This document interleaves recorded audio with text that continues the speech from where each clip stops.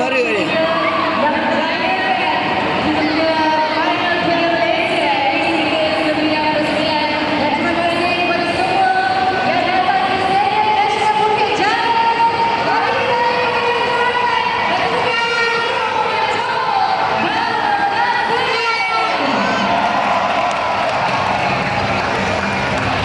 Jom.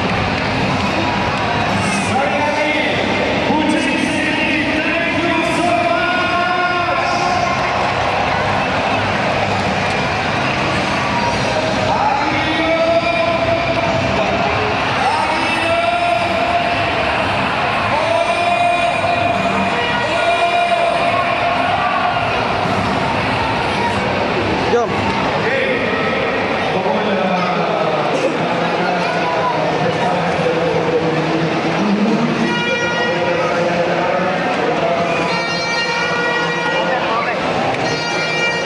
Kami kat luar tu.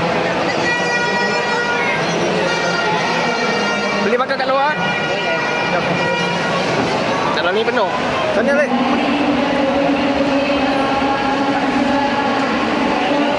Wah, beli.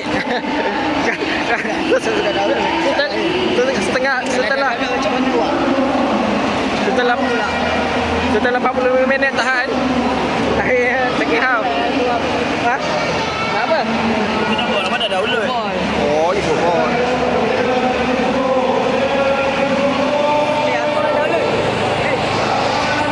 Ayah kau. Oh, puas tu main hari ni. Senang lah main ni. Ni bau kan. Tengok Arif Aiman. Ha. Kau depan mata pak. Ha.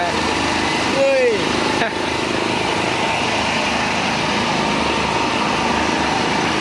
Arif Aiman dalam tak main tajam je tu. Yelah, dia gifted. Hari Amal gifted. Oh, letak power bank sini. Dia letak power bank ke? Ada kalau main kat sini tadi. Kawan kita tak mana? Nak keluar. Oh.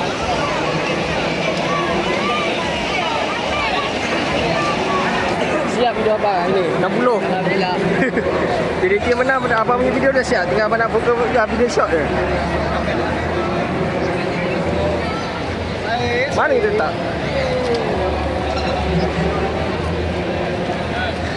Best kucing ke balik koyak tu gos.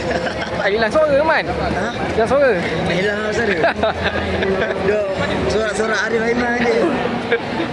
At least Norman dapat tengok dari Imam ni. Wah, ada skor mat. Woi. Ni belum ada Melayu ni lagi Man. Lagi best. Nampak mata kan. Ya, mau for untuk Facundo. Kat situ kan. Kan abang cakap best di stadium. Kan lain Janji ni. nanti datang lah. Tak memang Tak, setiap next janji nanti kalau- datang lah. Kalau JDT kita Final. memang kena order tiket Awal. Tuan orang nak topping habis-habis bang. Wah, ini nombor pakcik depan tu nombor siap lagi je lagi. Ya first time, lepas tu final.